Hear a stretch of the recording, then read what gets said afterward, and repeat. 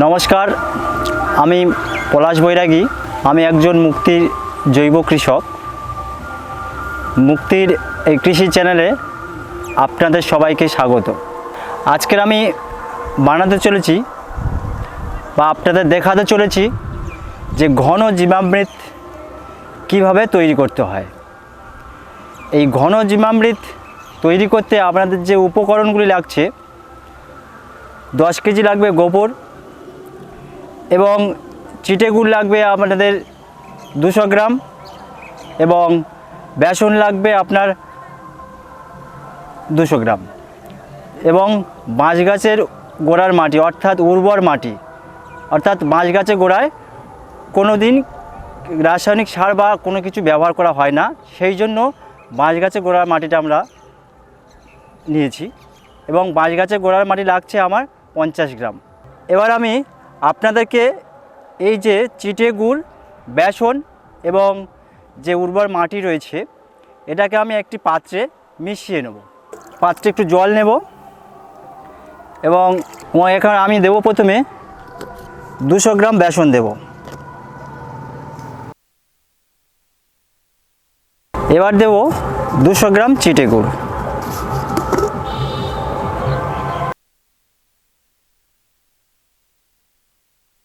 এবং সাথে দেবো 50 গ্রাম বাঁশ গাছের গোড়ার মাটি।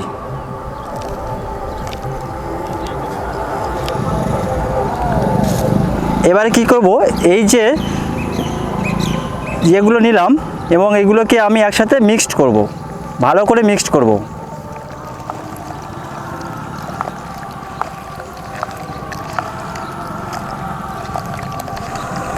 ভালো করে মিক্সড করার পরে এটাকে একটু সাইডে নিচ্ছি। এবার আমি নিচ্ছি কি 10 কেজি গোবর। এই 10 কেজি ঘন জীবামৃত বানাতে গেলে আমার 10 কেজি গোবর নিচ্ছি।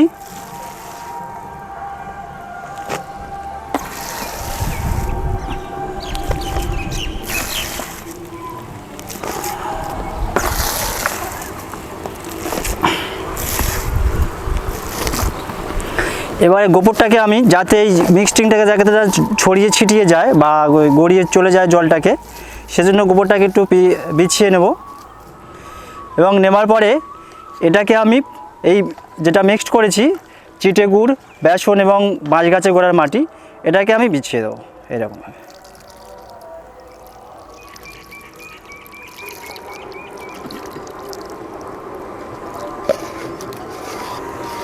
এবার আমাকে কি করতে হবে, যে এটাকে মিশিয়ে তো নিলাম, এবার আমি এটাকে ভালো করে মিক্সিং করতে হবে।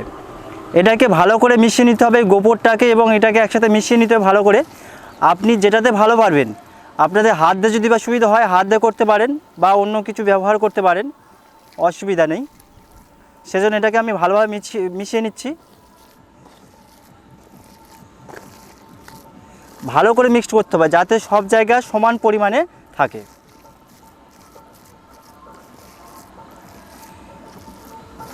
এবার আমি এটাকে ভালোভাবে মিশিয়ে নিলাম। এবারে মিশিয়ে নেওয়ার পরে এটাকে আমি হালকা করে বিছিয়ে দেবো, অর্থাৎ 2 থেকে 3 ইঞ্চি বা 5 ইঞ্চি আমরা করতে পারি। এবং এটাকে আমরা 2 থেকে 3 ইঞ্চি নিচ্ছি কারণ এর কারণ হচ্ছে এটাকে 2 থেকে 3 ইঞ্চি নিলে এটা আমি ভালোভাবে শুকাতে পারবো, শুকানোর সময় সুবিধা হবে বা তাড়াতাড়ি শুকিয়ে যাবে। এই জন্য আমরা 2 থেকে 3 ইঞ্চি এরকমভাবে ভালোভাবে বিছিয়ে নেব। ভালো করে বিছিয়ে নিলাম সুন্দরভাবে, পুরো এমনভাবে বিছিয়ে নিতে হবে যাতে কোনো জায়গায় যেন না 5 ইঞ্চি হয় আর কোনো জায়গায় না 2 ইঞ্চি হয়, 2 থেকে 3 ইঞ্চি হবে এরকমভাবে বিছিয়ে নিলাম ভালো করে, সুন্দর পরিষ্কার পরিচ্ছন্ন। এবারে আমি চলে যাব কি করব, এটাকে আমি বিছিয়ে তো নিলাম। এবার এটাকে কি করব, বরফি আকারে আমি করব। এটাকে আমি বরফি আকারে এরকমই পেশ করব।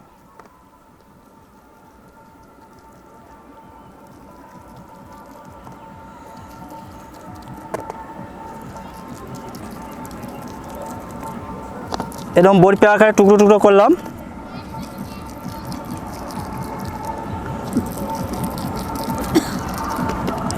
আচ্ছা, এই যে বরফি আকারে যে আমি করলাম, এর কারণটা হচ্ছে যে এটা যখন আমি শুকাতে দেবো, এই শুকাতে মূলত দিতে হবে ছায়াযুক্ত জায়গায়।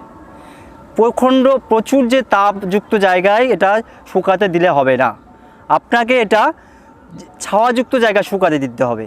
এবং এই যে বরফি আকারে করে দিলাম, এই ছায়াযুক্ত জায়গা থাকার পরে এবং আপনাকে এটা যখন শুকিয়ে যাওয়ার পরে আপনাকে এটাকে ভাঙতে সুবিধা হবে, আপনার কাজে ব্যবহার করতে সুবিধা হবে। এবার আমি এটাকে কমপ্লিট হয়ে গেল এবং বরফি আকার নিলাম এবং ছায়াযুক্ত জায়গায় রাখলাম। এবার শুকিয়ে যাওয়ার পরে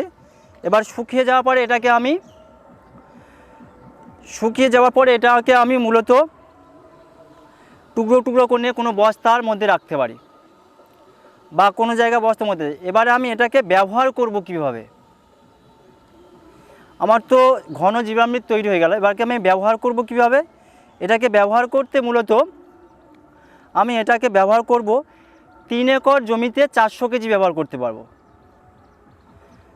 আপনাকে 3 একর জমিতে 400 কেজি ব্যবহার করতে হবে এবং এটাকে দেখবেন বিঘা প্রতি যতটা আসে আপনি ব্যবহার করবেন। এবারে ব্যবহার তো করলাম এবং আমরা বলতে চাচ্ছি এর উপকারিতা কী আছে।